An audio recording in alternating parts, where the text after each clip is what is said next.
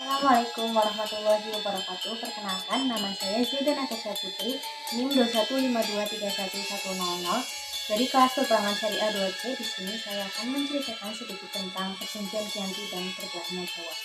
Perjanjian Giyanti merupakan peristiwa besar di mana perjanjian tersebut lahir sebagai sebuah kesepakatan segitiga politik antara Pakubuwono III, Pangeran Mangkubumi dan Perserikatan VOC pada 3 Februari 1755.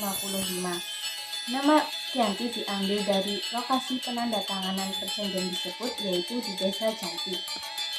Sekarang, tempat tersebut dikenal dengan Dukuh Kerten Jatiharjo, Karanganyar, Jawa Tengah. Perjanjian ini dibuat dalam rangka meredakan api konflik yang terjadi berlarut-larut pasca perpindahan keraton Kartasura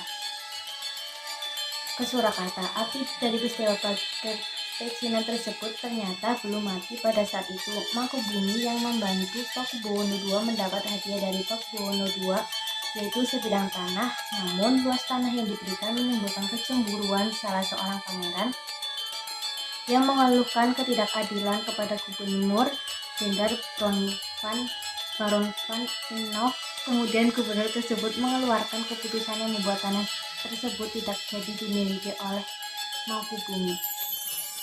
Perlawanan ini mendorong Gubernur VOC Jawa Utara Nicholas untuk menyelamatkan daerah operasionalnya.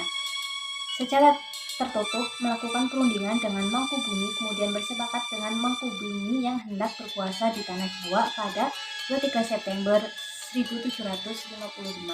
Kesepakatan VOC dengan Mangkubumi terlaksana dan kemudian disampaikan kepada Pakubuwono III. Nota tersebut menyatakan bahwa Mangkubumi mendapatkan wilayahnya pada tanggal 4 November 1754. Pakubuwono III menyatakan persetujuannya terhadap hasil perundian tersebut.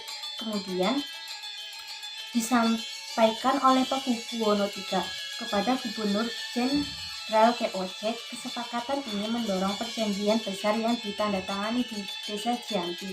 Penandatanganan perjanjian Giyanti ini menjadi pangkal terbelahnya tanah Jawa menjadi dua bagian, atau disebut dengan istilah Palihan Nagari. Hal ini menjadi awal mula naik tahtanya Mangkubumi di Yogyakarta sebagai Sri Sultan Hamengkubuwono I dengan gelar Senopati ing Logo Saiden Panoto Goro Khalifatullah. Sejak ditandatanganinya perjanjian tersebut pada 13 Februari 1755, lalu 2 hari kemudian pada pembagian aspek, yaitu atribut-atribut keraton. Keris yang menjadi pusaka raja. Kedua adalah bahasa Jogja meneruskan adat dialek namanya Bagongan. Yang ketiga menunjukkan kegagahan, sedangkan Solo lebih halus, tetapi keterbatasan masyarakat Jawa tidak terjadi. Seketika pasca terjadi perjanjian Giyanti, proses pembagian aspek-aspek tersebut mengalami proses panjang yang berjalan seiring dengan waktu. Kemungkinan pembagian tersebut menjadi sengaja dibagi acak sehingga terjadi tumpang tindih antara satu dengan yang lain. Beberapa wilayah Jogja yang di sekelilingnya adalah Solo, dan beberapa wilayah Solo yang lainnya yang di sekelilingnya adalah Jogja. Yang mengakibatkan kecenderungan untuk terjadi konflik-konflik kerajaan tersebut, dan pasal perjanjian Giyanti Raden Mas Said atau Pangeran Sambernyowo yang dulu membantu menghubungi masih melakukan pemberontakan seperti halnya Mangkubumi. Pangeran Sambernyowo terus menuntut hak sebagai penguasa wilayah dalam gerakannya.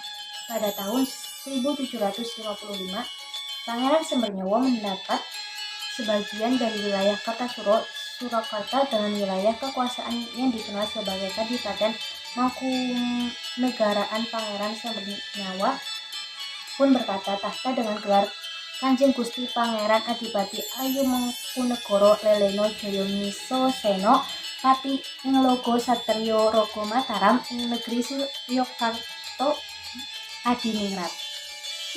Tahun 1813, di masa Gubernur Jenderal Thomas Stamford Raffles, dengan kerajaan Inggris, kesulitan Jogja juga terbelah dengan lahirnya Pakualaman. Kemudian Tanah Jawa terjadi pembagian 4 wilayah.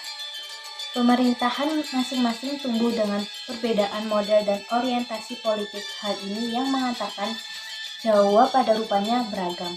Sekian dari saya. Apabila ada kesalahan kata, saya mohon maaf. Wassalamualaikum warahmatullahi wabarakatuh.